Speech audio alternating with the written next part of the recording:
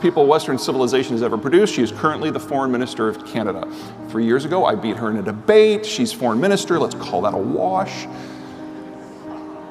She knew 5 minutes into her first meeting with the American leader that she was the wrong person for the job. Trump has this weird personality quirk where he feels he has to be the smartest person in the room, and with her in the same zip code, that was never going to happen.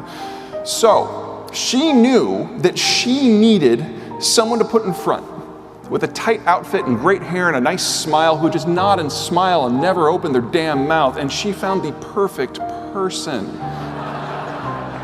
Justin Trudeau is by far Donald Trump's favorite leader because he just stands to the side and does a lot of this. The Canadians call it the hug offensive, and it was working gloriously until Canada had the honor of hosting the G7 summit last summer. And for the first time, as host, Trudeau had to speak. And the internal monologue that Trump had been using to fill in the gaps that was all very complimentary did not match what he was hearing. And relations literally fell apart in an hour. When Lighthizer came back from Mexico and called up to Canada and said, "We've got a bilateral deal with the Mexicans, you have 7 days to accept our terms," the Canadians caved in 6. Why did they hold out for so long and then cave so quickly? Well, it has to do with this map. This is how Canada has always seen itself in the world, or at least since 1945. Canada is on the flight path for the intercontinental ballistic missiles that would fly from the Soviet Union to the United States. So there is never, ever a version of American security in the Cold War that did not reflexively also protect Canada. The Canadians could have been security-free riders. To their credit, they were not. They were always the first ones there to help, but that doesn't mean they didn't use their leverage somewhere else. So whenever there was a security crisis, the Canadian PM would call up the American president, commit forces, and say, "Oh, by the way, we could really enjoy some extra access to your market for Quebecois cheese." And all of these incidental concessions were rounded up and put into the original NAFTA Accord. They were all removed from NAFTA too. And because the Trump administration sees Canada as more of a competitor and Mexico as more of a partner, they had no choice about that. Their environment has changed, and now their trade relationship has as well. Shinzo Abe thought he had a deal. He was the second world leader to visit Trump post-inauguration, and they hit it off splendidly. They had a series of agreements on security cooperation, intelligence sharing. Abe went home thinking everything was great, and then 6 months later, Donald Trump leveled steel and aluminum tariffs. Abe comes back to Washington, wondering what's going on. He says, "I thought we had a deal. You were going to be in front with the carriers. The Japanese and all the Asian allies were going to be behind you. We're going to face down the Chinese together. You were going to pay for it all." And Trump's like, "Oh, no, I see why you got confused. Guns for butter. That was the old global order structure. Yeah, no, we don't do that anymore. We will use every tool we have to force whatever end result we want on a tactical issue. And don't go calling up the Australians and the Koreans and try to build some sort of multilateral framework to hem us in. We don't do that anymore." So Abe went home, reread The Art of the Deal, was convinced that this was all a negotiating ploy, and he called up the Koreans and the Australians and tried to build a multilateral net. And then all of a sudden, Donald Trump announces the deal with Korea, and with Mexico, and with Canada, and Abe realizes that 3 of Japan's 4 largest trading partners had already rearranged themselves into a post-order network, and the last country was China. He caved.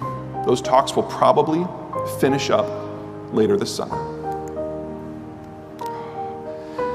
We all complain about our jobs way too much. Let me start with the punchline. There is no version of Brexit that will lead anywhere other than a hard divorce. European policymaking gives every individual country a full veto on the important stuff. Brexit is an important thing. There's no version of the deal that will satisfy Ireland and Spain and Germany and the Netherlands and France. This was always going to be a hard crash out. Now, if you're like me and you think that the EU is ultimately unsustainable, there's an argument to be made that leaving and starting on what's next, getting a head start, makes a lot of sense. But that's not what the United Kingdom is doing. The United Kingdom is trapped in this never-ending Brextension process where it still has all the costs and restrictions of the EU, but the benefits are leaking away, especially the ability to negotiate from a position of strength with anyone in the outside world, anyone beyond Europe, about what's next. Now, Britain has been here before. Quick war story. In World War II, not World War II, World War I, the Americans, as we tend to be, were late to the game. And when we finally got involved, we didn't have a Navy. Kind of a problem. So we floated these guys, the Town class. By far the crappiest vessels that have ever served in the US Navy. Some of them actually were taking on water while they were still in dry dock, which should not be possible. When they would sail by a British vessel in the North Atlantic, the British sailors would get up on deck and take bets as to whether or not the American vessel would have to call for assistance because it broke down. Luckily, they did not see a lot of combat. And at the war's end, we brought them all back to the States, put tarps over them, forgot that they ever existed because it was just humiliating. World War II rolls around. We're late to that party too.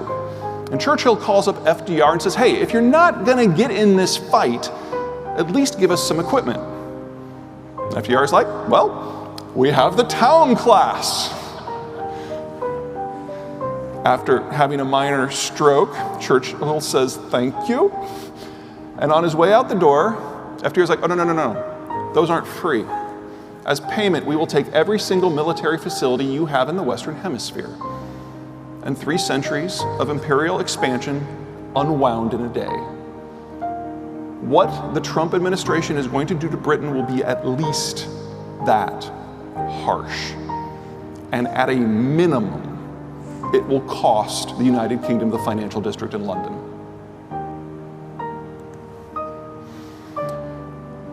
Americans love to stress about China. I don't. Those islands off the coast, Japan, Taiwan, the Philippines, Indonesia, the Chinese call it the first island chain. They have always barred Chinese commercial involvement with the rest of the planet.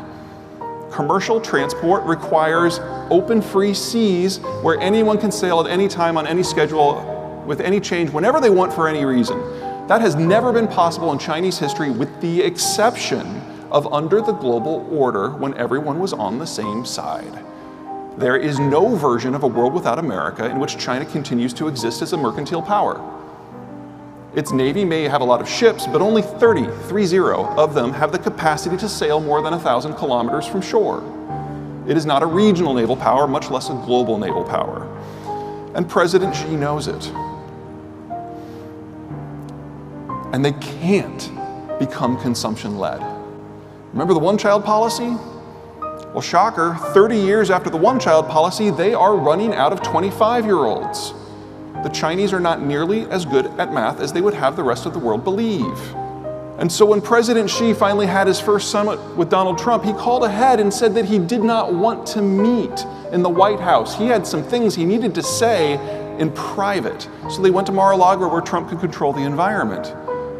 And Xi's like, you control everything that matters in this relationship. Trade access, maritime access, the energy markets, the financial markets. There is no version of my country being successful or safe or secure or united that does not involve some degree of American largesse. So let's talk about North Korea and cybercrime and the South China Sea, even Taiwan. Let's talk about it all. And the US and China made more progress in bilateral relations in the next 11 months than we had in the previous 20 years. It wasn't enough. And now it's falling apart.